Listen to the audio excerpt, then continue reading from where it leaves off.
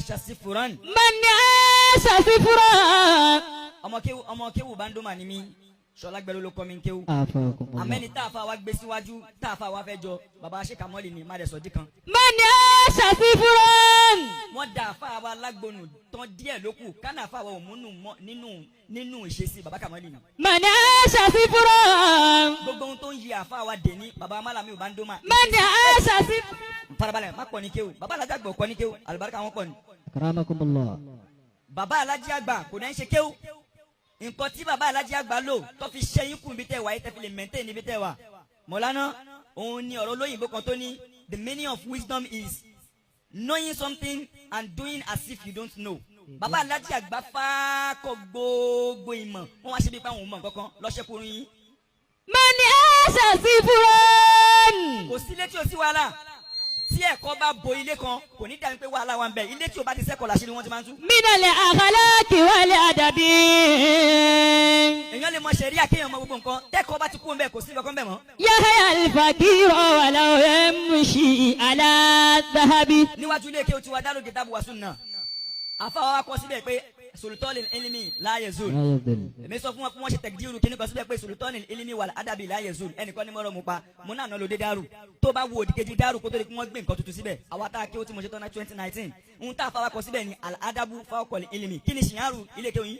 Yahya al-fakir walau yamshi ala dhahabi. Bàbá wa igbó ti mì yín sọ̀tún ó mì yín sósì agbára kọ́lẹ̀ fi sustain àdàbí ilé kí ó tẹ́ lọ ni. Yahya al-fakir walau yamshi ala dhahabi. Béèyàn ní owó bẹ́ẹ̀ ti ní tí o bá ní àdàbí kò lè débi tẹ́ dé.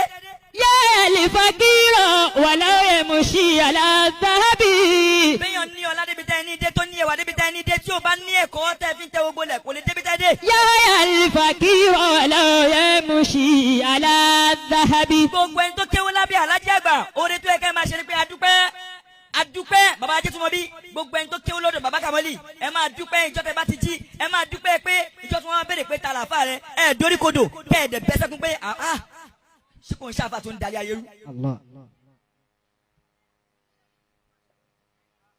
Yahya al-fakir walau yamshi ala dhahabi. Àwọn kìnìún bẹ lọ́fà ẹ dúpẹ́ kí wọ́n bá yín ṣí tó ọ̀dọ̀ bàbá Kamoli ni wọ́n mú yín lọ tààrà òun lẹ fi ṣẹ́kù.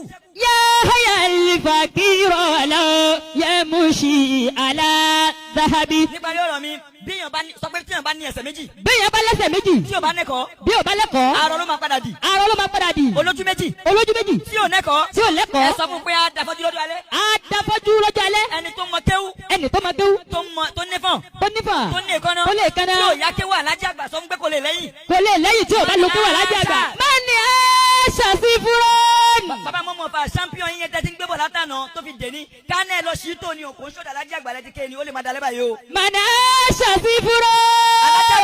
Alhaji Agba ní iṣẹ́ níbi mímí yín. Minal akhlaqi wal adabi.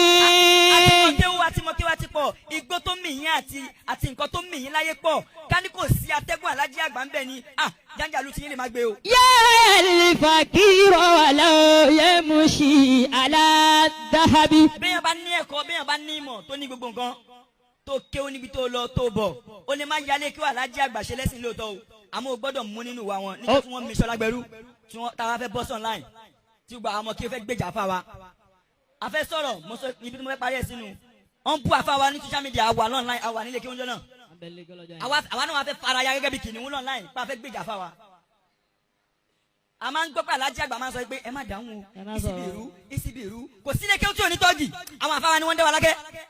Àwọn àfa wa ni wọ́n dẹ́ wa lákẹ́. Àwa náà wá fẹ́ yarí àti kọrin ẹni tó kọrin ẹsẹ̀ 99 92 79 gbogbo wa ti kọjá de àfa wa Ṣọlá gbẹrú Sheikh Abdul Qadir ọwọ́ send voice note sí wa wọ́n ní gbogbo ọmọ tó bá fèsì sẹ́ni tó ń bú mi nínú yín wallahi billahi azim wọ́n ní gbogbo ọmọ tó bá fèsì fún ẹni tó ń bú èmi Ṣọlá gbẹrú nínú yín èmi kọ́ mo kọ́ ń kéwú mo fẹ́ ṣẹ́kù bí Alhaji Agba ẹ dákẹ́ kémi náà bá lè ṣẹ́kù bí Alhaji Agba gẹ́gẹ́ bẹ́ẹ̀ yín náà ṣe ṣẹ́kù. Yahya al-fakir.